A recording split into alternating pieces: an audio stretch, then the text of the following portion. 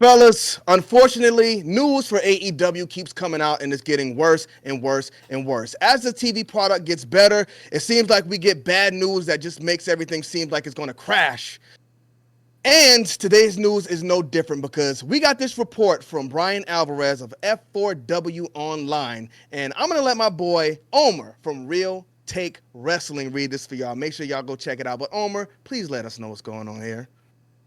Sure will. So this is courtesy of F4W online board from Brian Alvarez, aggregated by Cultaholic, talking about the AEW Double or Nothing pay-per-view and some backstage chaos that happened, excuse me. Says, quote, Tony switched the script on yesterday's pay-per-view multiple times during the afternoon. Most people, not just the wrestlers, have no idea what they're doing until the day of the show, and sometimes not until an hour or so before the show. People are flown to towns and given nothing to do. Others are begged the day before the show to please get to the town so that they can do something last minute. He knows what he wants to do for pay-per-views, although this often changes. But as far as week-to-week TV, everything is booked show to show. Homer, let's talk about that first paragraph really quick because that sounds very familiar to me. Does this sound familiar to y'all at all? Oh, yeah. Oh, yeah. It sounds like Vince McMahon is working in AEW to me. What do you think about this, kiddo?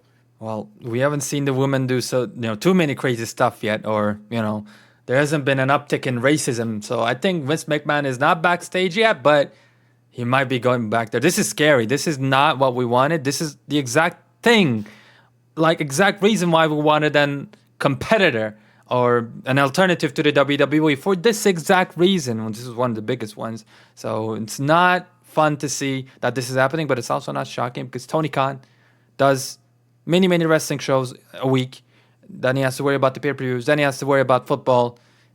It's not shocking to me that something like this is happening, backstage. How can he go ahead and, work on everything? He's not an octopus.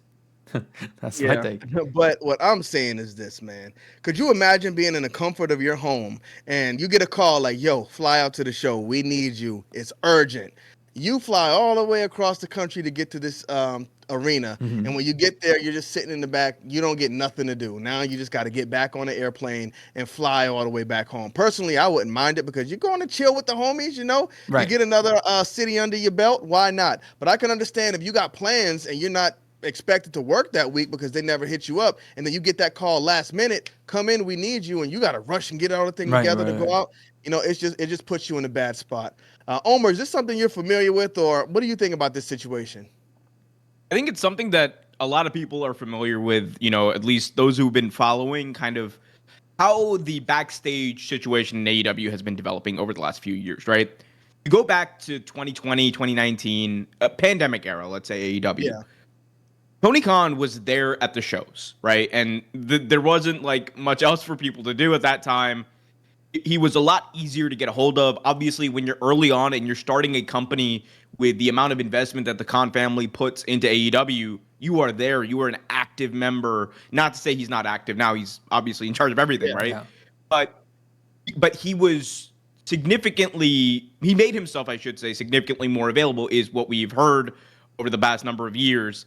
Early on, way more. And then at a certain point, I believe this was in either 2022, 2023, there was a bit of a change in that situation. What happened was they were essentially told that, hey, there are some intermediaries in between you guys and Tony Khan. That's who you go through now. Instead of going directly to TK, you're going through people like Tony Schiavone, people like Chris Daniels, right? And that is, I think that's not, I don't think a bad thing necessarily inherently. I think that's a good thing. You should have structure in place, right? You can't just have everyone go into Tony Khan's office whenever they want. It's not a good use of their time. It's definitely not a good use of his time, especially since he has so little these days. So it's something to figure out. I think the bigger problem here is probably something that fans have alluded to, and that being, the delegation. At a certain point, Tony Khan needs to accept the fact that he's a very busy guy. His vision for pro wrestling is probably better than anyone that I have ever seen book wrestling, honestly, when it's there and when he's able to commit to that long term. But the more he has on his plate and just the more time goes on, and I think the week to week kind of, I'm not going to say burnout because he hasn't said it, but like it has to take a toll at a Yeah, certain for point. sure. We gotta like, we just gotta, we got to get our ducks in a row, and hopefully he can focus on like the major stories that are developing and delegate some of the other ones. Yeah. So I don't know, man. Having somebody in between, because even if you think about what the stories you heard about Vince McMahon, apparently talent could just go knock on his door and they'll talk to him. Even though Vince was a busy man as well, they said they would have to sit outside the door sometimes for like 2 hours. You finally get in there, he'll blow smoke up their butt and let them go, and they'd be like, "Wait a minute, I didn't even get to talk to him what I wanted to talk to him about." So, I mean, I think as the boss, if he wants to be, that guy that his roster can trust like he was back in the day, he's going to have to open up and, let them actually talk to him, even if they got to set up appointments. You got to figure something out in that case. But do we have the second part of that paragraph, kiddo? Yes, sir, we do. 'Cause And it's bad, but that pretty much tells us what's going on with the booking. Omar, if you want to go ahead and hit up the second part for us. Oh, you want to talk about 2019 WWE? Let's talk about it.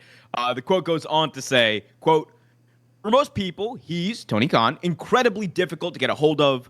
In some ways, it's legitimately more like 2019 WWE than it is 2019 AEW, where he was much easier to get a hold of. He had very complex long-term storytelling. Many people had a good idea of what they were doing and where things were going.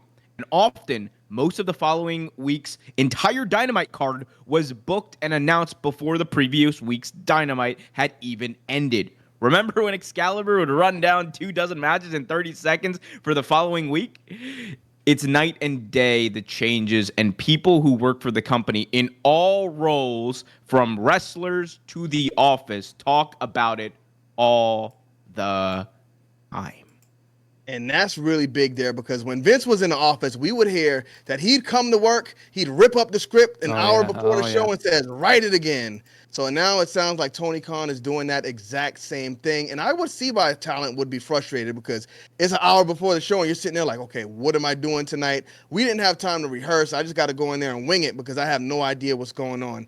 I think Tony Khan, it sounds like he was excited to book the shows before. Like he was booking them week to week to week because he was excited to sit down and write those shows. And now he's at a point where he sees where things are going and they're not really working in his favor very often. So he's not as motivated as he was back then.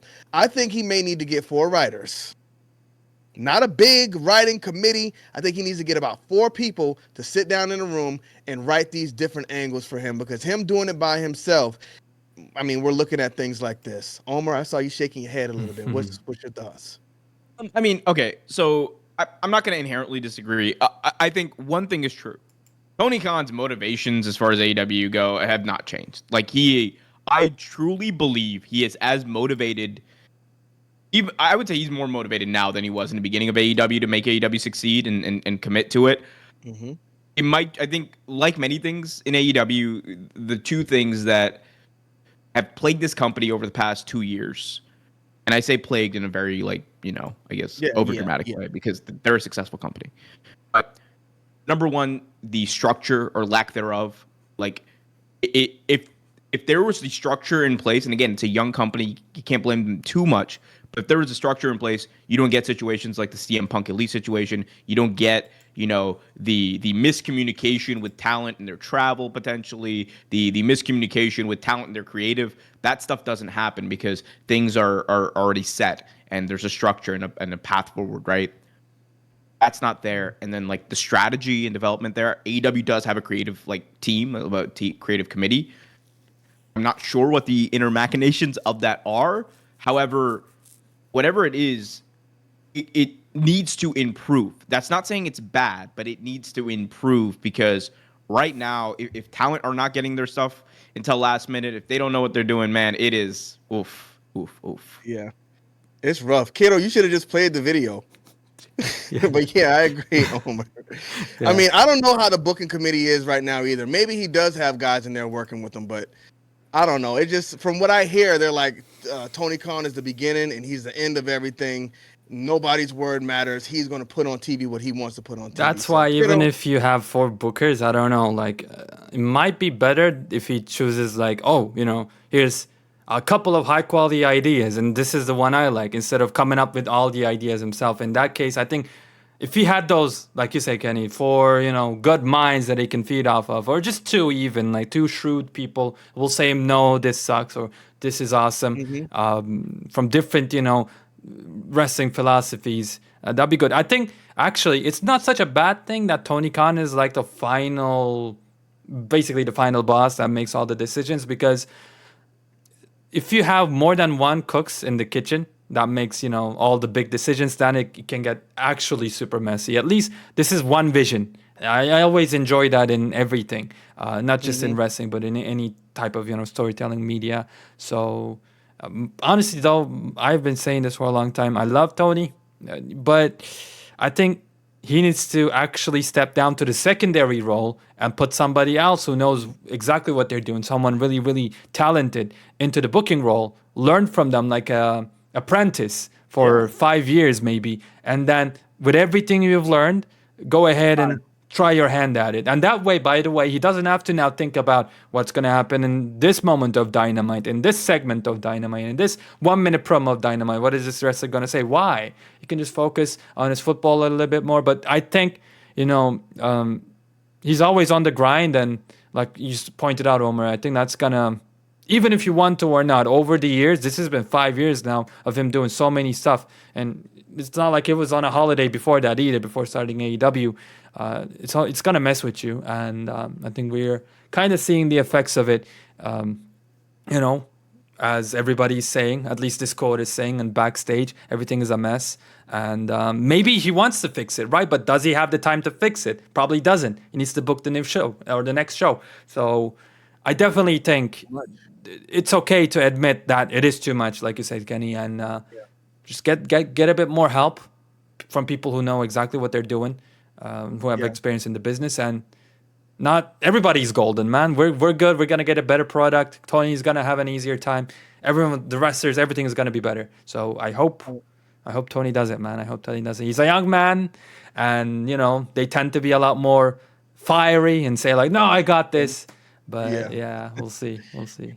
Yeah, but I say the four Booker thing because, and Omer probably won't like this, but I think the best writing team in the history of wrestling was Vince McMahon, Vince Russo, and Ed Ferrara. So I think if Tony Khan finds his Vince Russo and Ed Ferrara, we can get another Attitude Era in AEW. It's close. We have the ingredients. So we'll see. Block all of that on Twitter right now.